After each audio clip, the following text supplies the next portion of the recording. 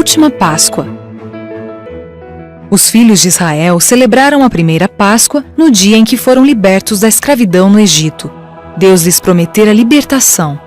Disse-lhes que o primogênito de cada família egípcia seria morto. Ordenara-lhes que marcassem as ombreiras da porta com o sangue de um cordeiro, para que quando o anjo exterminador estivesse fazendo o seu trabalho, passasse por alto a habitação dos hebreus. Deveriam assar aquele mesmo cordeiro e comê-lo à noite com pães asmos e ervas amargas, que representavam a amargura da escravidão. Ao comer a carne do animal, deveriam estar prontos para a jornada, tendo os pés calçados e o cajado na mão. Fizeram como o Senhor lhes instruíra, e naquela mesma noite o rei do Egito ordenou-lhes que deixassem o país. Pela manhã, iniciaram a viagem rumo à terra prometida. Desde aquele dia, os israelitas costumavam celebrar a Páscoa todos os anos, em memória daquela noite em que foram libertados do jugo da servidão. Agora o povo se congregava em Jerusalém para comemorar o evento. Cada família preparava um cordeiro que comiam acompanhado de ervas amargas, como seus antepassados no Egito, e contavam aos filhos como Deus fora misericordioso com eles, libertando-os da escravidão. Chegara o tempo em que Jesus devia comemorar a festividade com seus discípulos, e pediu a Pedro e a João que encontrassem um lugar e preparassem a ceia da Páscoa. Centenas de pessoas vinham a Jerusalém para a celebração, e os habitantes da cidade se dispunham a ceder um cômodo da casa para os visitantes fazerem sua celebração. O Salvador dissera a Pedro e a João que, ao saírem pelas ruas, encontrariam um homem com um cântaro de água. Deveriam então segui-lo até a casa em que entrasse e dizer ao dono da casa: O mestre manda perguntar-te, onde é o aposento no qual hei de comer a Páscoa com os meus discípulos? Lucas 22:11. Esse homem deveria então mostrar-lhes uma sala espaçosa no andar superior da casa, provida com tudo de que precisavam, e ali deveriam preparar a ceia pascal. Tudo aconteceu conforme Jesus havia dito. Na hora da ceia, os discípulos estavam a sós com Jesus. O tempo que haviam passado em companhia do Mestre nessas festas havia sido sempre uma ocasião de grande alegria. Agora, porém, Jesus estava com o espírito atribulado. Finalmente disse-lhes com a voz embargada pela tristeza: Tenho desejado ansiosamente comer convosco esta Páscoa, antes do meu sofrimento. Lucas 22:15. Tomando da mesa um cálice de vinho não fermentado, disse: Recebei e reparti entre vós, pois vos digo que de agora em diante não mais beberei do fruto da videira, até que venha o reino de Deus. Lucas 22:17 e 18. Era a última vez que Jesus celebrava a Páscoa com seus discípulos. Era também a última Páscoa que devia ser celebrada na terra, porque o sacrifício do Cordeiro deveria ensinar às pessoas que um dia Cristo, o Cordeiro de Deus, viria para morrer pelos pecados do mundo. Assim, com sua morte, não haveria mais necessidade de imolar o Cordeiro quando o seu sacrifício estivesse consumado. Quando os judeus selaram sua rejeição de Cristo, condenando-o à morte, rejeitaram tudo o que dava importância e significado àquela festa. Daí em diante, a solenidade seria uma cerimônia sem valor. Lição de humildade. Durante a celebração pascal, passavam-lhe pela mente as cenas de seu último e grande sacrifício. Encontrava-se agora à sombra da cruz, e a dor lhe torturava o coração. Viu diante de si toda a angústia que devia sofrer. Conhecia a ingratidão e a crueldade que lhe mostrariam aqueles a quem viera salvar. Contudo, não se preocupava com seu próprio sofrimento, e sim com os que o rejeitariam como Salvador, perdendo a vida eterna. Seus discípulos, no entanto, eram a sua maior preocupação, pois quando não mais estivesse com eles, seriam deixados a lutar sozinhos no mundo. Tinha muitas coisas para lhes dizer, que serviriam de alento ao coração quando não mais estivesse na companhia deles, e desejava falar sobre isso naquele último encontro, antes de sua morte. Mas nada pôde dizer, pois eles não estavam preparados para ouvir. Tinha ocorrido contenda entre eles e ainda abrigavam o pensamento de que em breve Jesus seria proclamado rei e que cada um deles ocuparia posições de honra em seu reino. Assim, eram hostis e ciumentos uns para com os outros.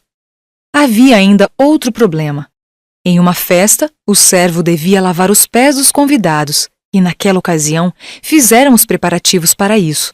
Ali estavam o vaso de água, a bacia e a toalha, prontos para o lava-pés, mas nenhum servo apareceu. Os discípulos, portanto, deviam fazer a parte do servo. Em seu coração, os discípulos não queriam fazer o papel de servo de seus irmãos. Não estavam dispostos a lavar-lhes os pés. Desse modo, tomaram seus lugares à mesa em silêncio. Jesus esperou para ver o que eles fariam. Então, ele mesmo se levantou, cingiu-se com a toalha, despejou a água na bacia e começou a lavar os pés dos discípulos. Embora magoado por causa da discórdia entre eles, não os repreendeu com palavras duras. Demonstrou seu amor agindo como servo de seus próprios discípulos. Quando terminou, disse-lhes: Compreendeis o que vos fiz? Vós me chamais o Mestre e o Senhor, e dizeis bem, porque eu o sou. Ora, se eu, sendo o Senhor e o Mestre, vos lavei os pés, também vós deveis lavar os pés uns dos outros, porque eu vos dei o exemplo para que, como eu vos fiz, façais vós também. João 13, 12 a 15. Dessa maneira, Jesus ensinou aos seus discípulos que deviam servir uns aos outros. Em vez de buscar a posição mais elevada para si mesmos, deveriam se dispor a servir os irmãos. O Salvador veio ao mundo para trabalhar pelos outros, vivendo para ajudar e salvar os necessitados e pecadores, e ele deseja que façamos o mesmo.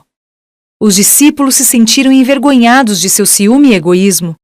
Seu coração se moveu de amor para com o Mestre e para com os irmãos. Só agora é que estavam prontos para ouvir os ensinos de Cristo. Em sua memória, até que ele venha. Estando todos em silêncio à mesa, Jesus tomou o pão e, tendo dado graças, partiu-o e entregou-o aos discípulos, dizendo: Isto é o meu corpo oferecido por vós. Fazei isto em memória de mim. Lucas 22, 19. Tomou também o cálice, dizendo: Este é o cálice da nova aliança no meu sangue, derramado em favor de vós. Lucas 22, 20. Diz a Bíblia: Todas as vezes que comerdes este pão e beberdes o cálice, anunciais a morte do Senhor até que ele venha. 1 Coríntios 11, 26. O pão e o vinho representam o corpo e o sangue de Jesus. Assim como o pão foi partido e o vinho tomado, o corpo de Jesus foi partido e seu sangue derramado por nós. Comendo o pão e bebendo o vinho, demonstramos que cremos neste fato. Mostramos que nos arrependemos de nossos pecados e que aceitamos a Cristo como nosso Salvador. Enquanto participavam da ceia, os discípulos perceberam o sofrimento de Jesus. Uma atmosfera de tristeza contagiou a todos e comiam em silêncio. Finalmente, Jesus disse: Em verdade vos digo que um dentre vós me trairá. Mateus 26, 21. Os discípulos ficaram surpresos e entristecidos com aquela declaração de Jesus, e cada um começou a fazer uma introspecção para ver se havia em si algum mau pensamento contra o Mestre. Um após o outro perguntava: Porventura sou eu, Senhor? Mateus 26, 22. Só Judas permanecia calado. Isso fez com que todos os olhares se voltassem para ele. Percebendo que estava sendo observado, também perguntou: Acaso sou eu, Mestre? Jesus lhe respondeu em tom solene: Tu o disseste. Mateus 26, 25.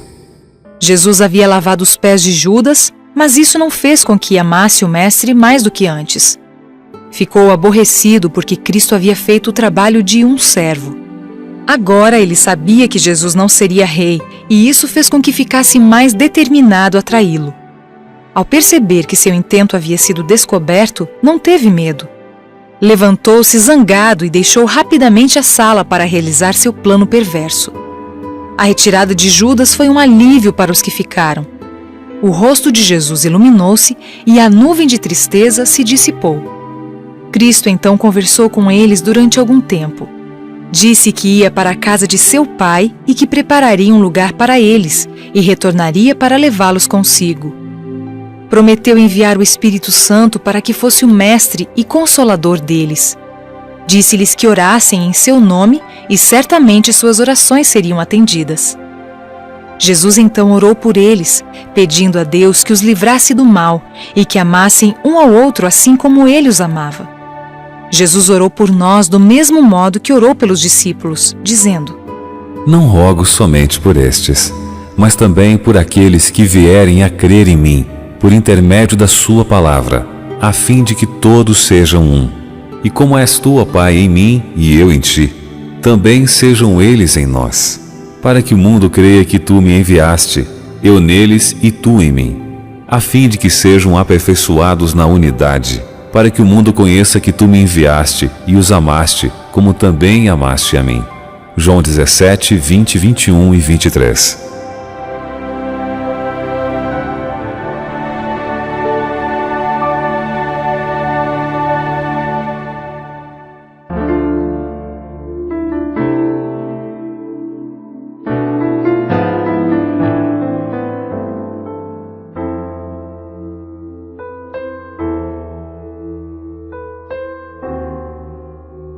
قدوس قدوس قدوس رب